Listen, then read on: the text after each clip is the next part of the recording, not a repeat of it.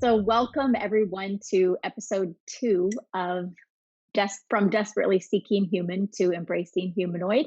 And we are back to talk more. I'm Marnie Richmond and I'm with Cindy Duke. And yesterday we launched and kind of went into what's human, what's humanoid. We talked about the access bars.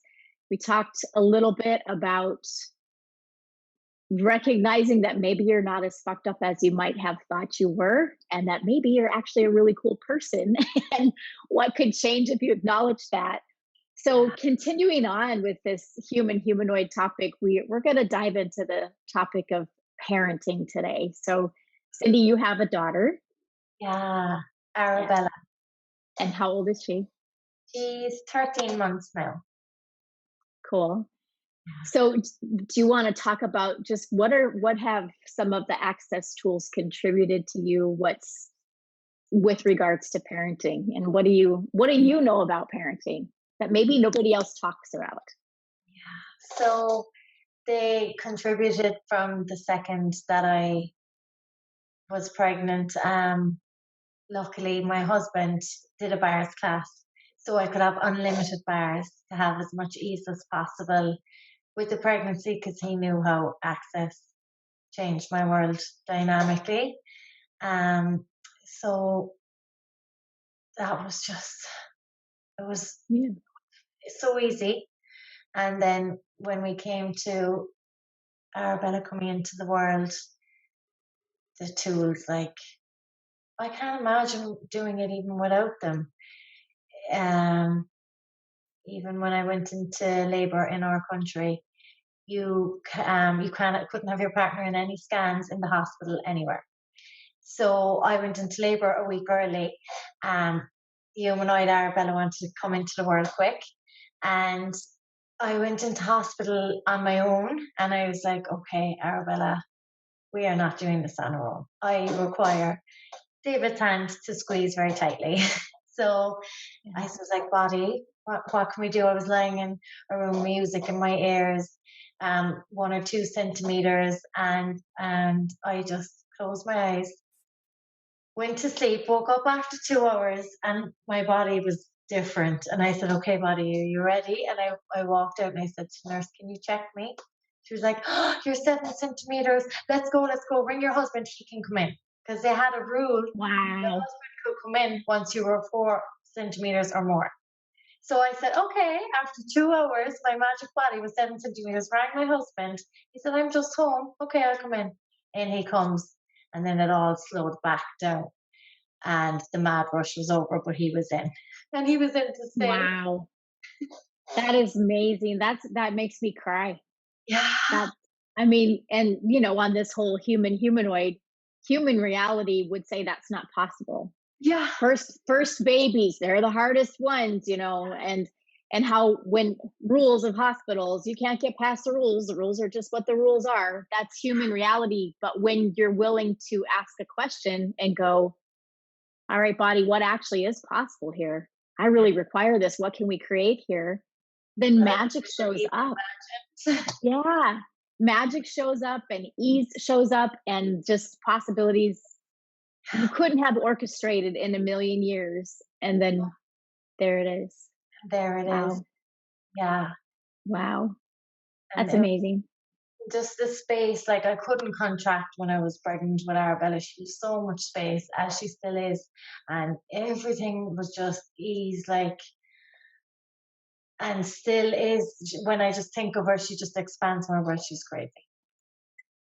That's awesome. And you keep using the word ease, and Yeah. They're not that's supposed to go together. yeah, but that's also the another thing of human reality is the valuable thing is what's hard. And we like to talk about how hard things are, and we like to make things hard, and everything's about suffering, and everything's about struggle, and everything's about but the reality is when we really tell ourselves the truth, we can do things far greater, far faster, and with far more ease than we dare say out loud in most places. Because Totally. people don't want to hear about the ease, they want to hear about the struggle. But Totally. how much ease is available when you're willing to simply ask and choose and receive it Totally. in everything. In everything, yeah. Everything. Absolutely. Wow, that's amazing. It reminds me of a story. My son Aaron, he's 13 now, and gosh, I think it was his probably ninth birthday. And he loves cooking shows. We used to watch cooking shows all the time, Food Network, Star, and all the all the cooking shows. And his birthday was coming up, and there was a new restaurant in Colorado Springs where we lived, and it was called Four. And the chef was Brother Luck, who was a chef who was on Top Chef America. He's been on cooking shows, a renowned chef. And I had been into this restaurant several times, and Brother Luck is the owner, but he would had never been there, not once, never been there. So when Aaron was turning 9 or 10, he said, "I just have one request for my birthday. I want to go have dinner at 4." I said, "Okay, that's fine." So I didn't, I made a reservation and that was it. I didn't say birthday party. I didn't whatever. So we go in, we sit down, me, his brother, one of his brothers, and then my aunt and uncle. And our server comes to the table and he's like, "Oh, what you guys doing today?" And I said, "Oh, it's his birthday. This was one request for him to have was to come here for his birthday." And he goes, "Oh, well, guess what? Brother Luck is here tonight." And the dude's, I mean, I've been there so many times, the only night still that he's ever been there when we were there. And he comes to the table, he served Aaron the food, he signed him a chef hat. Aaron got a tour of the back of the restaurant. And I could have worked really hard to try to orchestrate that. I didn't. I just went, "Oh, this is his request. I wonder what it would take for this to be greater than I can imagine with total ease." And then boom, it was a magical thing. And I say that story with your birthing story, with this story, we probably could sit here and tell a bunch of stories, but magic is available when you're willing to ask and receive. Receive, receive, receive, receive. And that's the human reality also says, no, you have to work for everything, and receiving's not okay, or you can only have this much, or you can only have two or three choices. Humanoid reality, if we'll have it, is oh, there's magic everywhere. Yes, please, more, please, turn it up, please. Totally. I'll Yeah, have it all. I'll have it all. Yeah. Cool. So, any other things? So, with is it say your daughter's name again? Sorry, Arabella? Arabella. A very pretty name. So, with her and 13 months and all the space that you say she is, just what's some of the tools that you use with being her mom? So, with Arabella, a lot,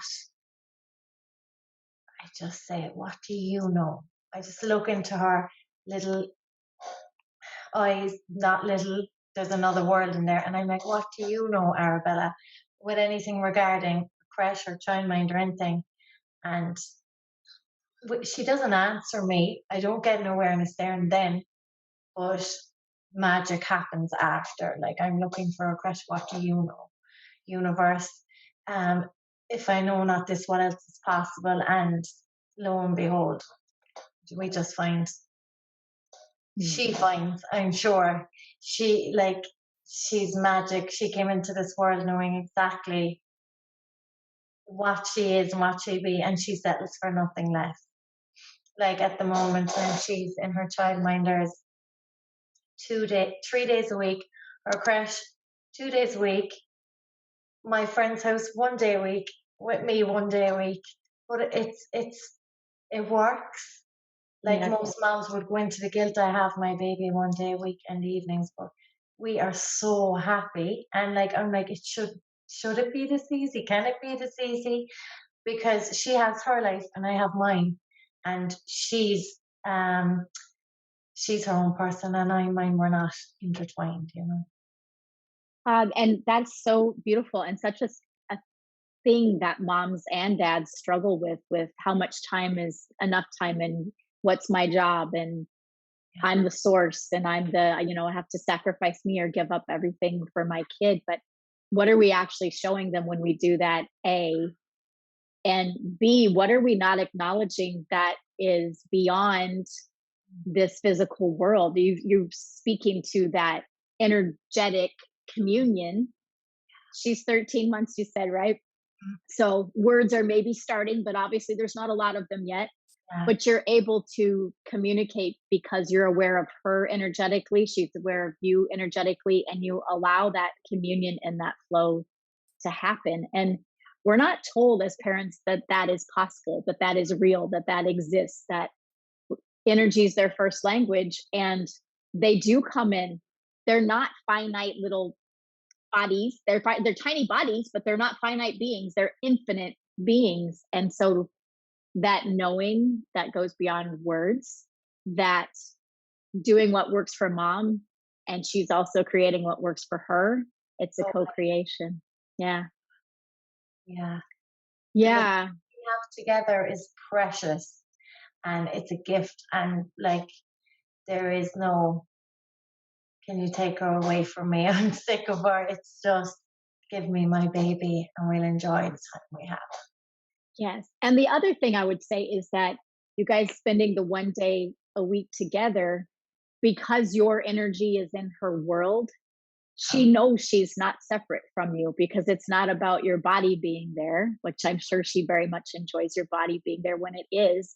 Yeah. And when you have your energy in her world, she knows you're there and there's not a separation. Kids perceive this from the before they're born. Yeah. And yeah, and I where a lot of parents I get into quote trouble is when they are choosing what works for them and they allow themselves to feel guilty. When you feel guilty, you pull your energy out of their world. Wow. And that's when they cannot perceive you. And that's when the issues start to occur. It's not actually what the parent is choosing to do, it's the guilt that causes them to energetically separate. And then the kid's like, where's my parent? And then behavior stuff occurs. So it's about choosing for you, not against your kid. I'm just my life. No, I'm choosing for me, and I'm aware of you, and I'm including you, and I will have my energy in your world at all times. And And that create has, a good life for us. yes, and yes, Yeah. yeah, Yeah. yeah, yeah. I love that. Cool. So, are there any other things that you want to add to the conversation? And like willing to do whatever it takes. Also, like when Arabella came into the world, it wasn't straight away ease with me and her dad. Like she came in like a joy bomb and uprooted a lot of stuff, and we were willing to do and be whatever it took for it to work. And so we chose like, okay, what could work here? I was like, me and David were like, time apart. Okay, we'll get an apartment. David, you move into the apartment. I'll stay here in the house. Arbella will come to and from. And because it's not working together, and we were just willing to do whatever it took, and we all had a ball, and the space worked, and now we're back together again. And just always being in the question of what can contribute to each and Mm. every of us. And thank you for sharing that, because how many of us don't give ourselves permission to look at what's going to work for us and then choose it and be pragmatic? You Yeah, know, all the points of view about how it's supposed to look when baby comes home and what's dad's role and what's mom's role. And, but to just look and go, what's required? What's going to create joy and ease for all of us? Who cares what anybody else has to say about it? Who cares what it looks like? looks Are mental. you, yeah, but who cares? Like, what's Yeah, more important, to have the ease and the joy and the magic, or to yeah, have the human reality that somebody else is prescribing to us that we're supposed to say yes to? totally. Yeah. You Yeah. can't spend all that money on two houses on this, and this. All the things, right? Yeah. Yeah. Yeah. Cool. Well, thank you again, Cindy, for the conversation. And it's just so, I guess the highlight that I would say for me in this is that there is so much more available, whether it's with parenting or your primary relationship, or we could just go down the line. There's so much more available, but it really starts with just the choice to go, the greater that's available. Okay, I'm going to have that. I'm going Yeah. to have that. I'll have that. Yes, I'll have that. You will When be weird. You'll be different. People will not know what to do with you. They will wonder a lot of things, Yeah. and how much But you'll have you a smile on your face. you will, and you will be loving your life and living your life, not somebody else's. Yeah. Yeah. Yeah. So that's the invitation if you'd like to have it. You can actually have your reality, your life, your joy, your magic, and you can create it. And it's not anything outside of you. No, no. So thank you for all the stories that really illustrated that, Cindy. No problem. Thank you for listening. So if you guys are enjoying this, desperately seeking human to human, embracing humanoid, we're going to be back. I don't know what we're going to talk about next time. We just kind of hop on and go, let's go here. So we'll see where we land next time. Yeah. We'll see you next time. Thanks for listening.